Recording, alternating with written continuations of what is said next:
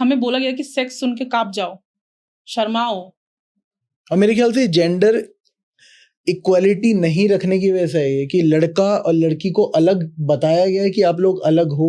वही चीज इसी की वजह से जो फीमेल बॉडी है उसको थोड़ा सा भी अगर एक्सपोज हो जाती है वो, तो जो क्यूरोसिटी, अरे हाँ क्यूरोसिटी होती है। डिस्क्रिमिनेशन इस लेवल पे देख लीजिए ना, क्लासरूम से ही देख लीजिए कि गर्ल्स का रो अलग होता है, बॉयज का रोज अलग होता है, ठीक है। कोएड, और अगर आप कोएड में पढ़ लिए हैं, अपने टाइम की बात में बता रही हूँ, तो आपने बहुत बड़ी महारत हासिल कर ली ऑलरेडी कोएड में। अरे आप कोएड से बढ़ गए हैं, बाप रे, या तो ये तेज होगी, हाँ, तो मारी ही होगी है। हाँ, अरे अभी अनिरुद्धाचार्य जी ने बोला जो हमारे हैं जी क्या है कथावाचक, उन्होंने तो बोला है 25 की लड़की कि 25 की लड़की है तो कहीं ना कहीं मुंह मार के आई होगी 4 जगह, तो मारी। ऐसा बोला, ऐसा उन्होंने बिल्कुल और ब्लंटली बोला है।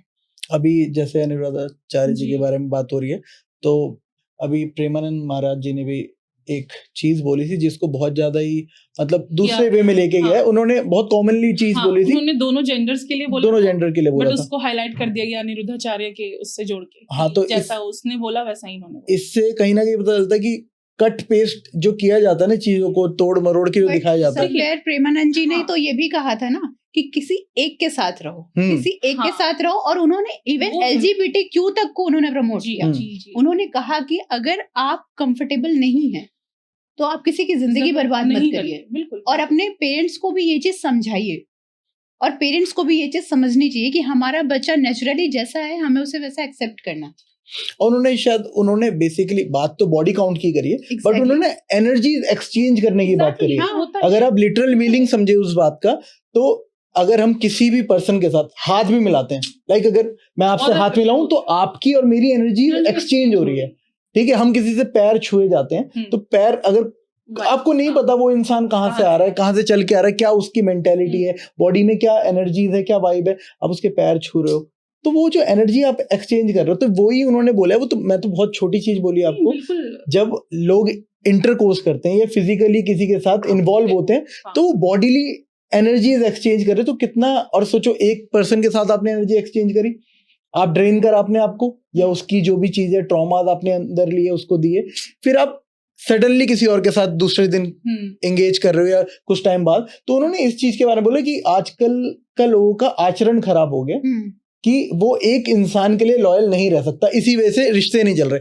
बट लोगों ने इसको मतलब फेमिनिस्ट बहुत सारे यहाँ पे एकदम एक्टिवेट हो गए, स्यूडो फेमिनिस्ट बोलते हैं जिनको। कृष्ण से बड़ा फेमिनिस्ट कौन होगा? जी बिल्कुल। इनफैक्ट देखिए, मैं चलो इसको साइंटिफिक वे में बताती हूँ सभी को कि बीइंग अ साइकोलॉजिस्ट, मेरा एक कोर एरिया सेक्सुअल डिसफंक्शन का भी है।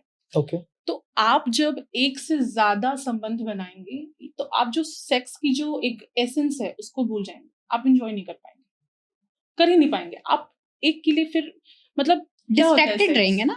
नहीं, डिस्ट्रैक्शन एक अजीब काइंड ऑफ, इसको एक टर्म बोलते हैं, मैं वो भूल रही हूँ, जिसको जो सेक्सुअल डिसफंक्शन है, कि सेक्स का मतलब क्या होता है वरुण जी, कि मैं जिसके साथ हूँ, पति पत्नी हो, गर्लफ्रेंड हो, कोई भी हो, आपके इमोशनल नीड सबसे पहले आते हैं, सेटिस्फाई हो गया, आप इंटेलेक्चुअली बहुत जम रही है आपकी, कॉन्फ्लिक्ट्स होंगे कहीं भी, आप यार अपने घर में अपने माँ बाप के साथ भी कॉन्फ्लिक्ट होता है, तो कपल के साथ भी, आइडियल कपल ऐसा नहीं होता कि लड़ाई नहीं हो रही है, होती है भाई, नहीं हो रही है तो प्रॉब्लम है, देखो फिर चलाओ, पता करो थोड़ा, कॉन्फ्लिक्ट्स होंगे लेकिन रिजॉल्व हो रहे हैं, इमोशनल बैगेज, कॉन्फ्लिक्ट बैगेज नहीं क्रिएट हो रहा है ना।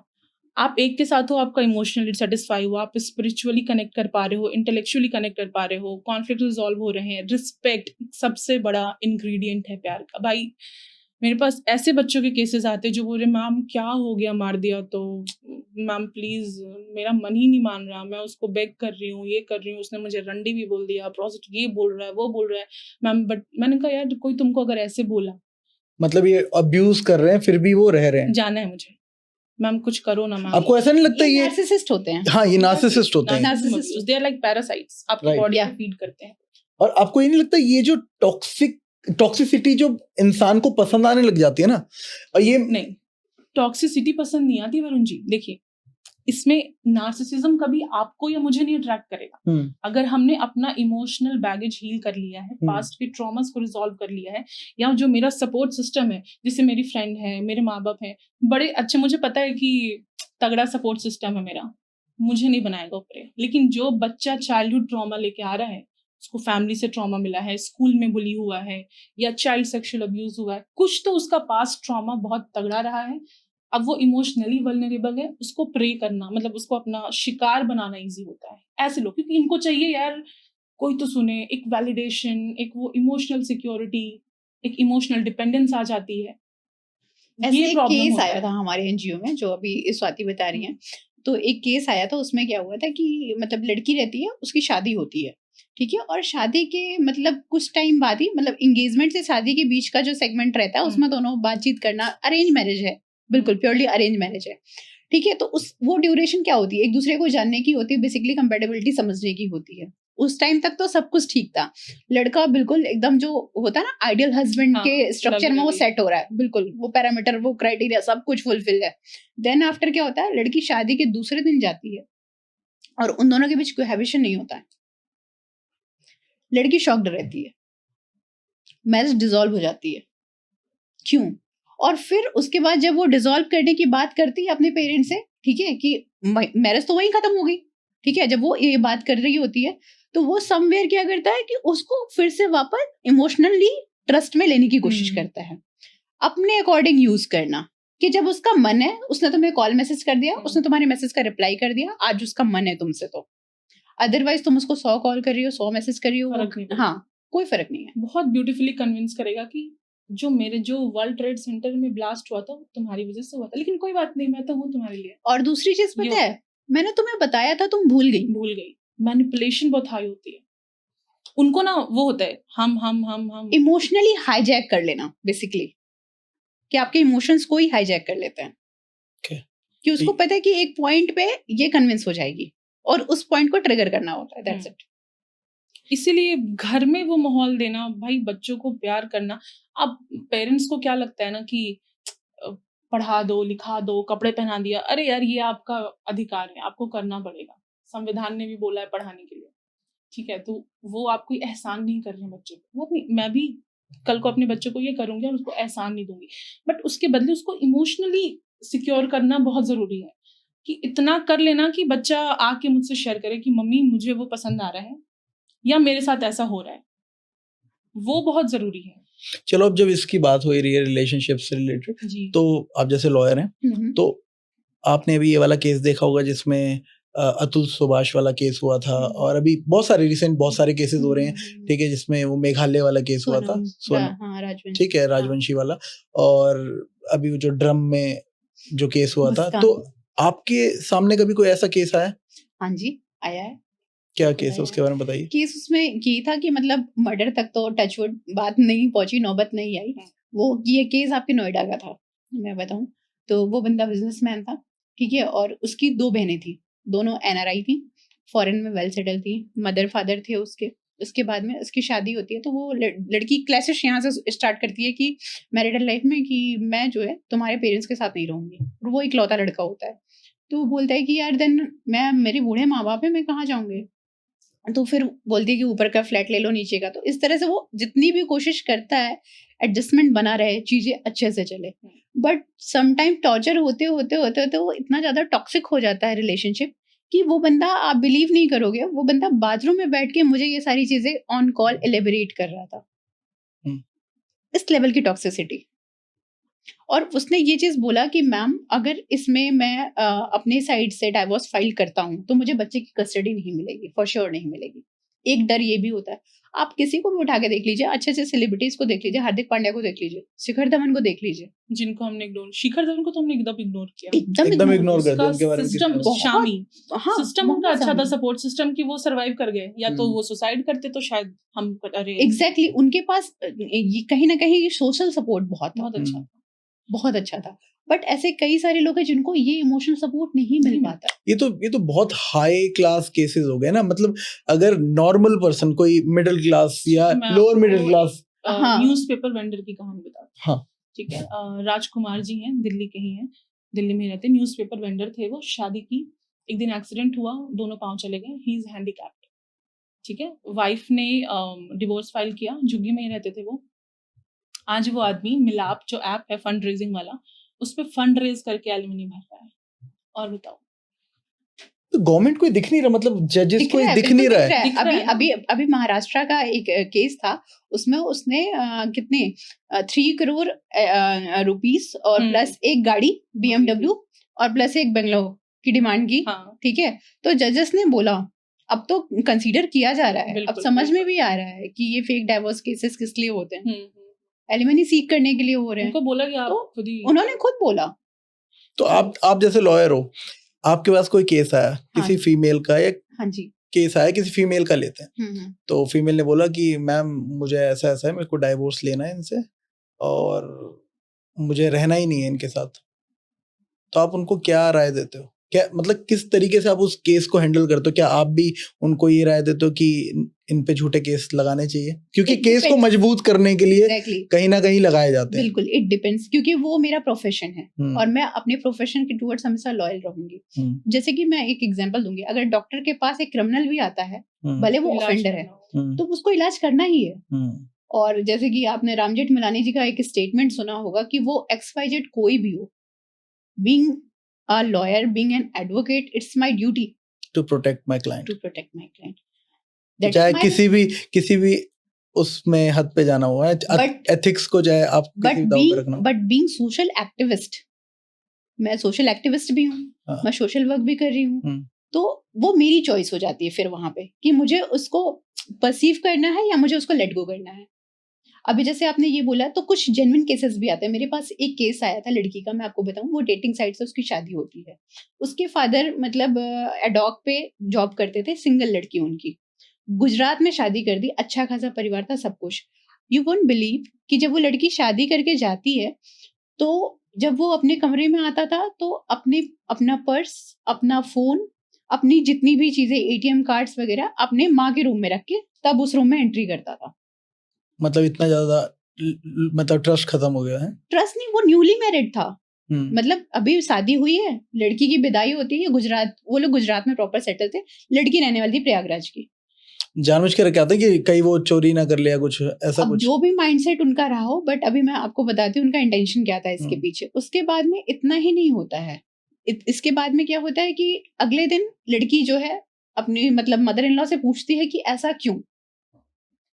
तो उसको ये था कि तुम कहीं से, तुम मतलब बहुत नॉर्मल सी फैमिली से आते हो, तुमने कुछ देखा नहीं है, तो इस चक्कर में कि देखेगी तो इसका दिमाग खराब हो जाएगा, फिर ये डिमांडिंग हो जाएगी। उसके बाद में इतना ही नहीं, उसके साथ इतना टॉर्चर किया, फ्रिज तक में लॉक लगा के रखते थे। देन जब वो मतलब घर में अगर कोई नहीं है, सब वर्किंग है, बिजनेसमैन थे, तो बाहर से लॉक करके जाना। उसके बाद में एक दिन क्या हुआ, उसको PCOD और ऐसे बहुत सारे डिजीजेस थी, प्रॉब्लम थी उसको, उसके 2-3 ऑपरेशन हो चुके थे। उसके बाद उसको मेडिसिन चाहिए थी, तो उसने अपने फादर को कॉल किया। उसके पास इतने पैसे नहीं थे, उसने अपने फादर को कॉल किया कि ऐसा ऐसा है। तो समहाउ करके वो निकलती है, बता के जाती है कि मैं मेडिसिन लेने अपनी जा रही हूँ। उसको बेसिकली मेडिसिन तक के पैसे उसका हस्बैंड नहीं दे रहा था। तो यहाँ पे तो अगर मुझे उसको एलिमनी दिलानी है, तो आई डोंट थिंक कि मैं कुछ गलत कर रही हूँ। यहाँ पे तो उसको जरूरत है, उस चीज उसको जरूरत है। उसके चक्कर में उसने अपनी यहाँ की स्टेबिलिटी छोड़ी, अपना सर्वाइवल छोड़ा, अपनी जॉब छोड़ी। वो प्राइवेट स्कूल में पढ़ाती थी, बहुत नॉर्मल सी लड़की थी। बट हाँ, एक केस ऐसा भी आया था कि मतलब कॉलेज गोइंग गर्ल थी, उसका मतलब अफेयर था लड़के से, तो उस दोनों के बीच में चला, फिर लड़की की फैमिली कन्विंस नहीं हो रही थी शादी के लिए। तो जब लड़की की फैमिली कन्विंस नहीं होती है, तो फिर उस पर रेप के चार्जेस डाल दो, जस्ट बिकॉज इसलिए कि लड़का बहुत प्रिविलेज था अपनी फैमिली से। तो उसने, वो आई मेरे पास कि मैम ये है, और इसने इतनी बार मेरे साथ रिलेशनशिप एस्टैब्लिश किया है, and I have that proof. तो मैंने कहा दिमाग तो तुमने वहीं लगा लिया प्रूफ रख के। अगर लव एंड अफेक्शन का केस है, रिलेशनशिप में हो तुम, तो आप ये क्यों सोचोगे? आप MMS सूट करना, ये तो वहीं पे ही मतलब इलीगल है, ऐसा देखा जाए तो आप वहीं पे चीटर हो। आपके साथ कभी ऐसा कुछ मतलब आया है कोई आपके सामने केस जो जिसको सुन के आप भी शॉक्ड रह गए कि ऐसा भी कर सकती है कोई लड़की या लड़का, ऐसा भी कर सकता है? कुछ शेयर करिए। ये तो बहुत एस्टोनिशिंग होगा, सबके लिए होगा। एक केस आया था, उसमें मैं जो है लड़के की तरफ से थी, लड़का आता है, ये भी डाइवोर्स का केस था। तो मैंने पूछा रीजन क्या है। उसमें उस लड़की का अपने रियल फादर से अफेयर था। अच्छा, अपने रियल फादर से। वो सिंगल डॉटर थी, सिंगल चाइल्ड थी वो। और जब वो शादी हुई तो वो लड़का जा रहा है, उसकी बहुत नॉर्मल सी फैमिली की मैं कहानी बता रही हूँ, बहुत एलीट क्लास नहीं, लड़के की कपड़े की दुकान थी, कपड़े की दुकान में काम करता, तो सुबह भाई दुकान खोलने चला गया, आया दोपहर में लंच करने, किससे बात कर रही हूँ? पापा से बात कर रही हूँ। किससे बात कर रही हूँ? पापा से बात कर रही हूँ। तो भाई कोई अपने पापा से बात कर रहा है तो कोई डाउट भी कैसे करेगा? और दूसरी ये चीज की सिंगल चाइल्ड है, बहुत पैम्पर्ड है, ठीक है, बहुत ज्यादा लाड प्यार से बढ़ी हुई है, और उसमें मुझे ये समझ में नहीं आया कि उसकी मदर का रोल नल एंड वाइट था, उसको कोई फर्क ही नहीं था लड़की की मदर को। एंड जब कोर्ट रूम में वो आती है, ठीक है, स्टेटमेंट के लिए, तो उसको इस बात पे कोई शेम भी नहीं है। लेकिन पता कैसे चला कि जब एक्सेस हो गई चीजें, जब एक्सेस हो गई कि मतलब रात में 1 बजे 1:30 बजे आप अपने हस्बैंड की जगह आप किसी और को टाइम दे रहे हो, अपने फादर को टाइम दे रहे हो, तो उस लड़के ने क्या किया कि एक दिन बस अपने ससुराल जाता है और उसके फादर के नंबर से खुद कॉल कर देता है, जस्ट टू क्रॉस चेक। और इसको पता नहीं होता है, दोनों सेम सिटी में है, ससुराल भी और मायका भी सेम सिटी में है, और वो जाता है, उसको कॉल करता है, और उसका जो फर्स्ट वर्ड होता है हाय बेबी।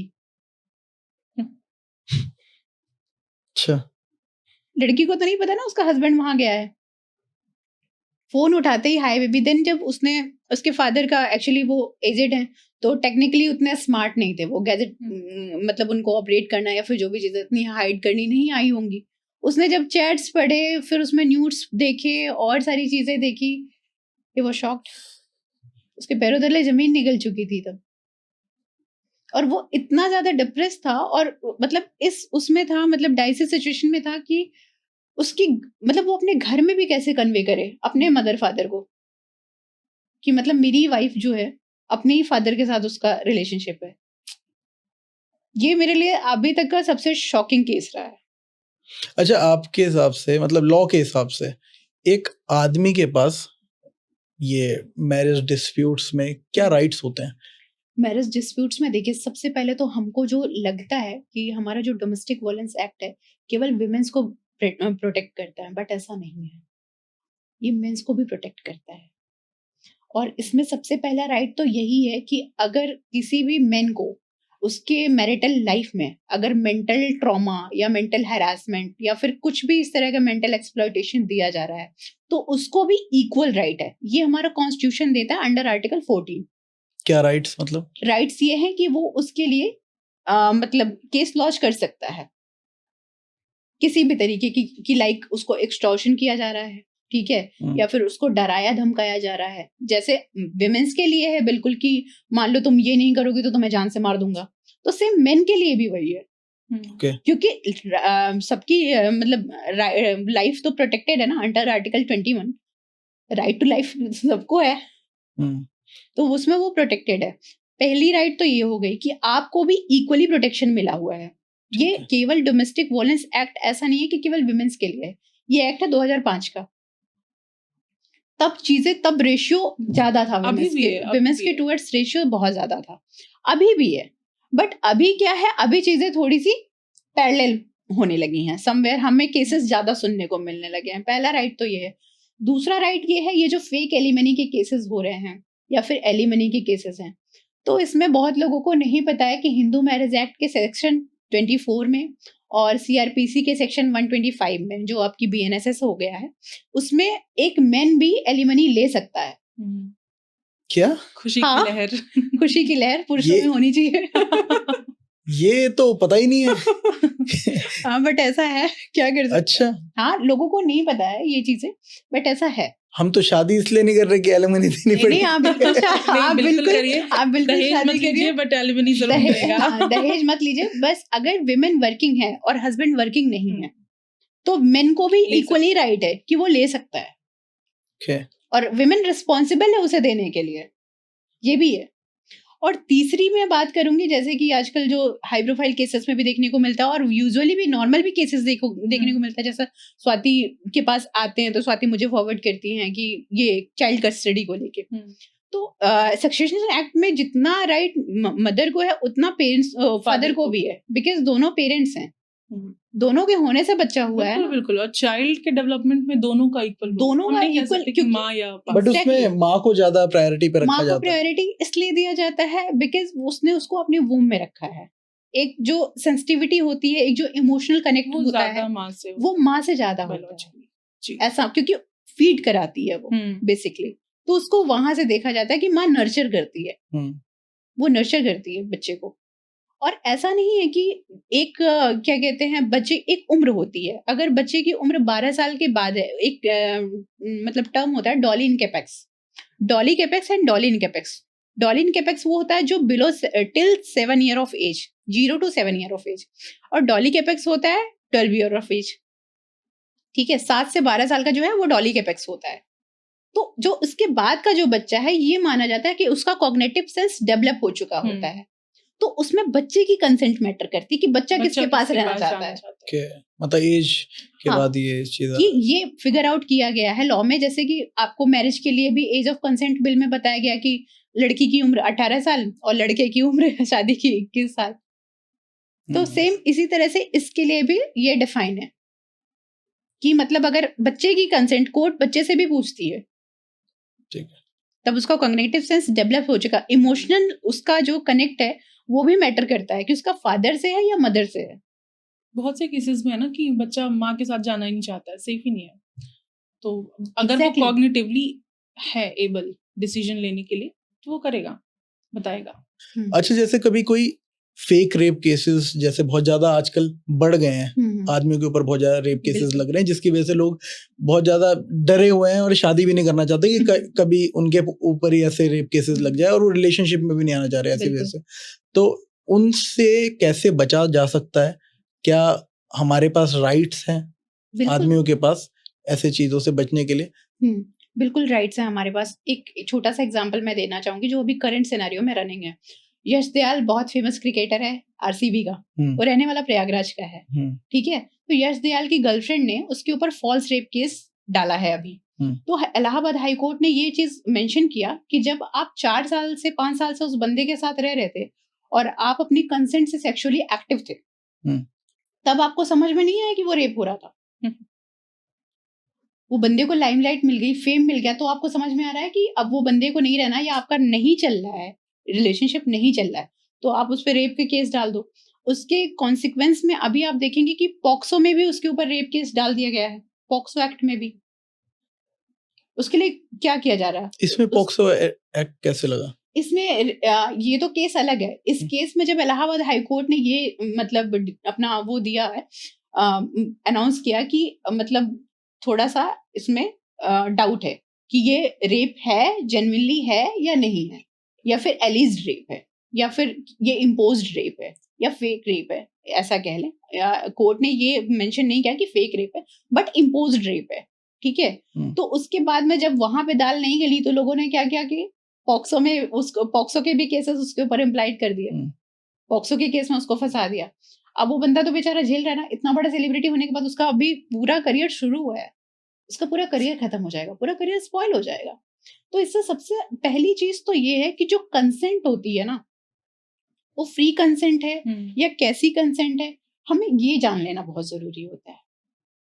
सबसे पहली चीज तो मैं सारे पुरुषों को यही चीज बोलूंगी कि अगर कंसेंट है तो आप प्रोसीड करिए, और अगर एक मोमेंट पे भी आपको लगता है कि नहीं, एक इमोशनल जो कनेक्ट है या फिर कुछ भी ऐसी चीजें हैं कि आप फेक मैरिज प्रॉमिस के थ्रू मत करिए।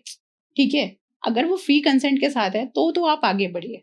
Otherwise if no then no, no for any reason. Even अगर उसने मजाक में भी कह दिया है no, I am not interested और I am not available for this, then please step back without any second. चाहे आपकी शादी हुई हो, चाहे आप रिलेशनशिप में हो, अंधे मत होइए प्यार में, किसी भी केस में। मतलब अगर आप किसी को फोर्स मत करो, बिल्कुल ये सोच के कि अब तो शादी हो गई, you have a legal right, ऐसा कुछ नहीं। ऐसा कुछ नहीं है। मैरिटल रेप भी होते हैं, हालांकि अभी लॉ एंड ऑर्डर में उसको दर्जा नहीं मिला है मैरिटल रेप का, बट हाँ सेक्सुअल एक्सप्लॉयटेशन में या सेक्सुअल हैरेसमेंट में वो फॉल होता है। मैरिटल रेप नहीं कहा जाता उसको हमारे इंडियन लॉ में अभी तक। और दूसरी चीज ये है कि अगर फॉल्स रेप केस आपके ऊपर एलिज्ड हो चुके हैं, आपके ऊपर लग चुके हैं, तो आपके पास जो भी एविडेंसेस हैं उनको प्रूव करने के लिए आपके पास चैट्स होंगे, मैसेजेस होंगे, जो भी आपके पास डेटा है। अब तो इलेक्ट्रॉनिक एविडेंस एडमिसिबल हो गए हैं जब से BNS एंड BNSS NBS से आ गया है, तो नए लॉज में ये क्लियरली मेंशन है। और इवन दो कि आपकी जो सीक्रेट कॉल रिकॉर्डिंग है वो तक एडमिसिबल है। आप ये नहीं कह सकते कि ये मेरी ब्रीच ऑफ प्राइवेसी है, मेरे राइट टू प्राइवेसी का ब्रीच है। ये अभी रिसेंट वर्डिक्ट में आया सुप्रीम कोर्ट के। Even husband and wife can also, कि अगर मतलब हस्बैंड जो है वाइफ की कॉल रिकॉर्डिंग को डिस्क्लोज करता है तो ये नहीं विमेन क्लेम कर सकती है कि उसकी राइट टू प्राइवेसी ब्रीच हो रही है। तो दूसरी चीज ये हो गई। और अगर इसके बाद में भी आप पे चार्जेस लग गए हों और केसेस चल रहे हैं, तो अगर ये प्रूव हो जाता है तो आप रिवर्ट बैक कर सकते हो उसके ऊपर फ्रॉड का केस डाल के, डिफेमेशन का केस डाल के। लड़का भी डिफेमेशन का केस कर सकता है। ठीक है, ये चीज होती है। जैसे कि अभी हमने बात करी थी इसमें कि फीमेल्स की ट्रैफिकिंग होती है, तो फीमेल्स की ट्रैफिकिंग तो होती है, लेकिन गे कल्चर इतना ज्यादा बढ़ चुका है अभी, क्या मेल्स की ट्रैफिकिंग भी हो रही है?